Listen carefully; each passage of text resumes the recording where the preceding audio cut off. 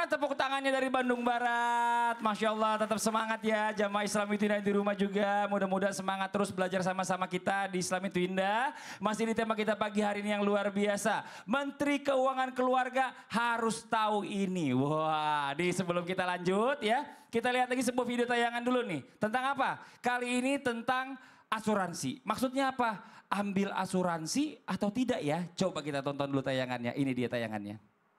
Ya, tepuk tangan dong Bu. Ya iyalah, Bu 1M harganya ya Bro ya. Mahal bos, apalagi yang model listrik sekarang lebih mahal lagi. Ini Masya Allah luar biasa.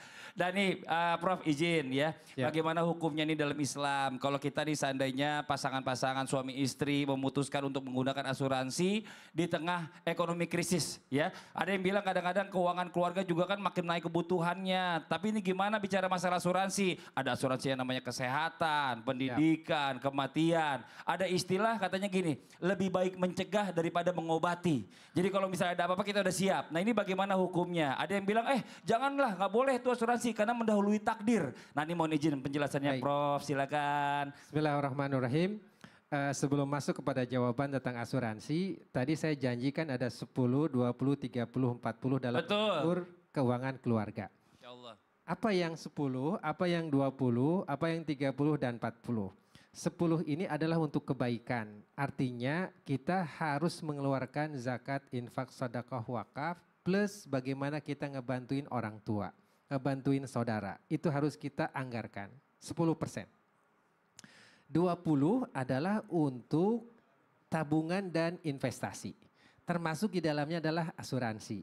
Karena apa? Karena jika tidak dianggarkan maka kita tidak akan pernah punya rencana untuk masa depan kita. Termasuk juga untuk kematian, kecelakaan, dan kemalangan yang lain. Nah, 30 adalah untuk mencicil yang utama dan pokok-pokok. Misalnya, mencicil rumah, mencicil mobil, dan cicilan-cicilan penting lainnya. Dalam ilmu perbankan ada satu rumus bahwa seorang itu boleh memiliki KPR 30% dari pendapatannya. Artinya jumlah rumah yang biasa dicicil itu jangan lebih dari 30 hingga 33% dari pendapatan bulanannya. Nah yang 40 ini adalah untuk dapur. Untuk makanan, minuman, transportasi, komunikasi, dan kebutuhan harian. Artinya kita tidak boleh mempertangkan antara kewajiban kepada ayah ibu dan kewajiban kepada istri. Kenapa? Karena ayah ibu ada dalam 10%. Istri ada dalam 40%. Nah bahkan menurut hadis riwayat Ibnu Majah, innakum wa amwalakum liwalidikum. Oke, wa inna auladakum min atyabi kasabikum fakulu min kasabi auladikum. Engkau dan hartamu itu milik orang tuamu. Dan anak-anakmu adalah investasi kamu yang terbaik. Maka engkau diperbolehkan mengambil makanan dan apapun dari anak kamu. Jadi sesungguhnya kepada ayah dan ibu itu jangan hitungan. Karena mereka tidak pernah hitungan dengan kita. Jiwa, raga, hidup dan apapun untuk mereka. Nah ada ibu dan bapak yang mampu. Kalau ibu ada suaminya kan bapak. Alhamdulillah jikalau baik. Tapi berbudi baik kepada mereka adalah yang baik. Istri yang solihah adalah istri yang peduli kepada mertuanya. Istri yang solihah adalah yang bisa mengatur di yang 40 ini. Nah asuransi itu masuk di yang 20. Apakah melawan takdir? Tidak. Karena asuransi itu adalah perencanaan masa depan. Kalau kita uangnya cukup, kita bisa menutup kebutuhan-kebutuhan kemalangan langsung. Tetapi terkadang tabungan kita itu tidak cukup. Makanya dalam Islam, wa ta'awanu 'alal birri wat taqwa, maka saling tolong menolong dalam kebaikan dan ketakwaan. Misalnya di sini nih, di studio ini ada sekitar 100 orang. Maka masing-masing dari kita itu kontribusi. Namanya dana tabarruk. Nah setelah itu kita sepakat siapapun yang dapat kemalangan maka boleh mengambil dari uang kontribusi gabungan itu. Nah itulah prinsip utama dari asuransi syariah disebut dengan takaful. Bukan membeli resiko tetapi kita satu sama lain saling menolong untuk masa depan kita. Terutama dalam menghadapi kemalangan. Jadi ini bukan melawan takdir tetapi merupakan perencanaan keuangan. Takdir itu adalah milik Allah Subhanahu wa taala, tetapi kita harus merencanakan jikalau ada kemalangan, jikalau ada tabrakan, jikalau ada musibah, gimana ngatasinnya? Kalau punya tabungan banyak dari tabungan. Kalau ada yang bisa dipinjam dari pinjaman. Tapi terkadang tabungan nggak cukup, pinjaman nggak ada. Nah salah satu yang bisa itu adalah satu sama lain dari kita menutup dengan kebersamaan. Nah bedanya kalau asuransi konven itu investasinya ribawi. Tapi jika asuransi syariah itu dalam hal-hal baik itu usaha maupun di saham yang sesuai dengan DS, Daftar Efek Syariah.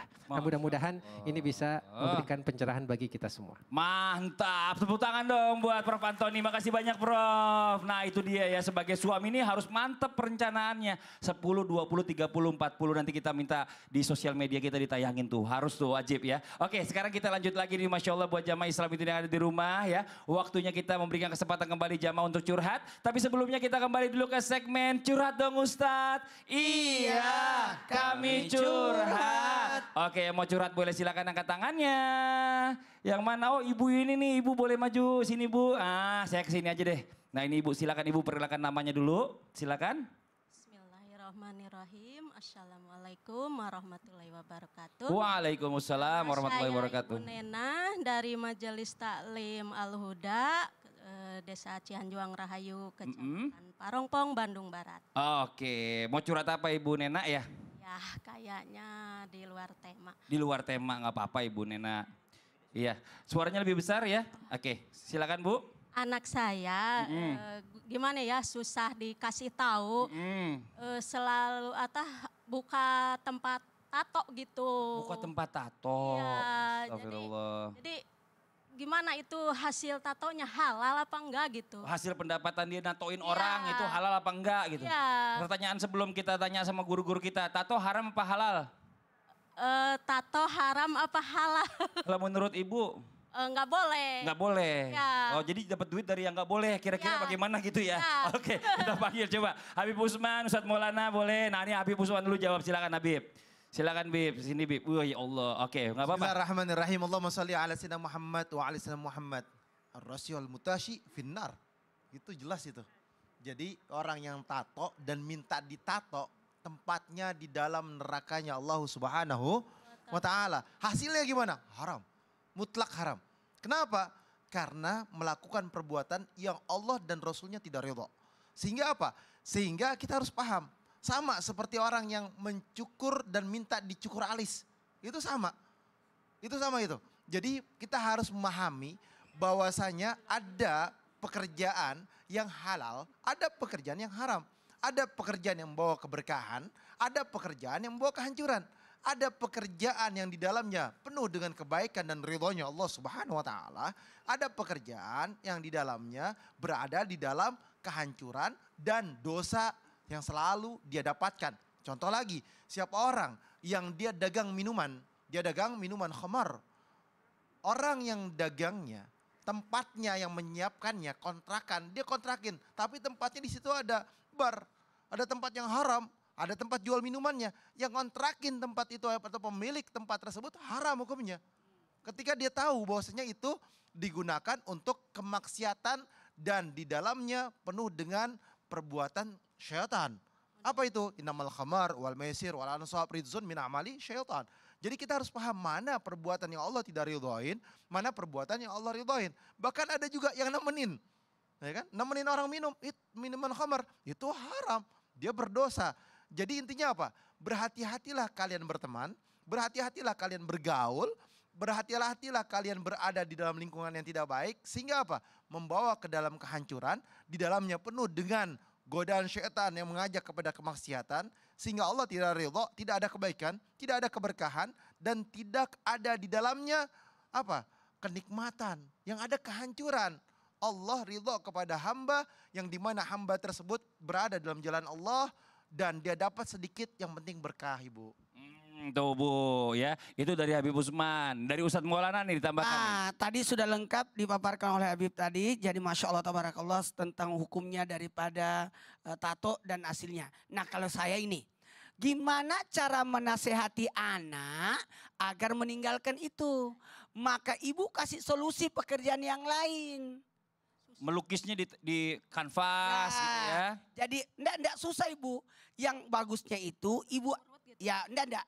Ibu ajak anaknya Ibu ke tempat pelatihan, tempat kerjaan. Mungkin ibu punya keluarga atau tetangga yang usahanya sukses. Jadi ibu ajak ke sana. Jadi tidak boleh melarang sesuatu yang sementara tidak punya solusi. Tidak boleh makan, tidak boleh jajan di sekolah ya. Tapi dia tidak kasih bekal, mati anaknya di sekolah. Jadi ada baiknya ibu kalau mau melarang anak untuk tidak melakukan pekerjaan yang sudah dilakukan selama itu lalu dia katakan haram, maka ibu harus cari solusi yang terbaik dengan memperlihatkan, memberikan pekerjaan untuk menyelesaikan, untuk apalagi berpindah dari pekerjaan yang satu Ke perpindahan lain. yang Sekarang tanya dulu ibunya. Ya. Ibu anaknya ngasih uang ke ibu nggak dari duit kerjaannya? Enggak. Ngasih. Enggak. Uangnya buat apa itu anaknya? Mau. Ibunya Hah? nggak mau. Ibunya nggak mau. Ya, Kenapa ibu nggak mau? Coba ibu pakai mic dulu dong yang deket dong. ya karena saya tahu itu haram gitu. Itu haram. Boleh. Bagus, tepuk tangan dulu dong. Nah, itu harus. Bagus. Ya. Karena kalau orang menggunakan barang haram, otomatis nanti hasilnya pun haram. Bila. Dan ada efek dari haram itu sendiri. Tahu nggak? Tato aja itu kan gini. Tahu nggak Cristiano Ronaldo? Oh iya. Yang pemain Bola. bola itu. Iya. Dia kan tidak tato. Katanya kenapa alasannya supaya dia bisa donor darah. Oh iya. Jadi orang yang sudah bertato itu tidak bisa donor darah. Jadi itu aja, satu aja efeknya dulu.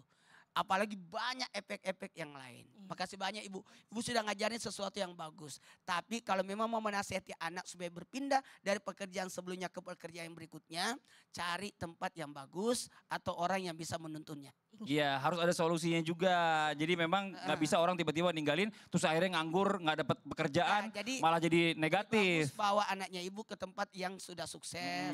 Datang ke Prof. Antoni, datang ke Habib Usman yang udah jelas-jelas berhasil. Guys, Masya Allah. Ada ibu. Bu. Ibu ada apa kayaknya lagi ada masalah mau curhat apa? Si ibu sini coba kasih mic-nya Ustaz, kasih pinjam nih, coba. Saya lagi sedih Pak Ustadz. Iya. Sedih kenapa? Sedih kenapa ibu? Gak usah dipicit-picit itu Iya. Maya. Susah ini. Iya nggak usah ya, udah nggak apa-apa, pakai aja. Saya lagi sedih Pak Ah, ah. Ustadz. Terus? Gini bu, ibu gini aja, ibu. Ibu hari ini curhatnya, saya kasih kesempatan sama Mikdad ibu ya. Boleh bu ya? Ibu sebelah situ tuh ada Mikdad yang bisa menerima curhatan. Tepuk tangan dong buat ibu dan Mikdad, Masya Allah. Baik, terima kasih Mas Fadli. Ibu, Assalamualaikum. Waalaikumsalam. Ibu pagi-pagi gini kenapa ibu kok cemberut gitu wajahnya? Kenapa sih bu? Maaf Mas, aku lagi sedih. Semakin hari suami saya semakin gemuk Mas, takutnya. Hah? Suami saya semakin gemuk Mas, takutnya gampang sakit kalau kena obesitas. Oh, bentar. Nah, suami ibu umurnya pasti udah di atas 50 tahun ya.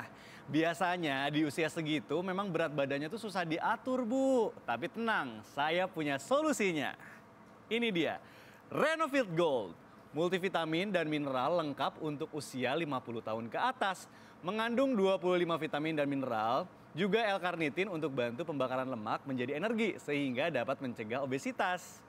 Wah, bagus banget Mas. Selain itu apa lagi?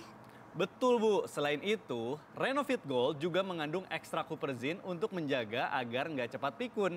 Juga beta karoten dan lutein yang baik untuk menjaga kesehatan mata. Renovit Gold juga sudah bersertifikasi halal dan tidak mengandung gula, jadi aman diminum 1 kaplet setiap hari setelah makan. Mas Mikdad dan keluarga konsumsi Renovit juga. Oh iya, pastinya dong Bu. Kalau untuk usia produktif seperti saya, wajib nih minum Renovit setiap hari. Lengkap dengan 26 vitamin dan mineral untuk menjaga kesehatan dan daya tahan tubuh. Belinya di mana Mas? Nah, Renovit dan Renovit Gold bisa dibeli di apotek terdekat atau di e-commerce. Nah, buat jamaah yang ada di rumah yang mau umroh atau naik haji, jangan lupa beli Renovit agar tetap fit saat ibadah di tanah suci. Renovit dan Renovit Gold siap jaga kesehatan dan daya tahan tubuh. Baik jamaah, segitu aja informasinya. Nanti kita akan kembali lagi bahas tema kita yang Masya Allah luar biasa. Tentunya tetap di Islam Tindah. Jamaah, oh jamaah. Alhamdulillah. Terima kasih Bu. Ayo semangat terus ya Bu. Dijagain kesehatan.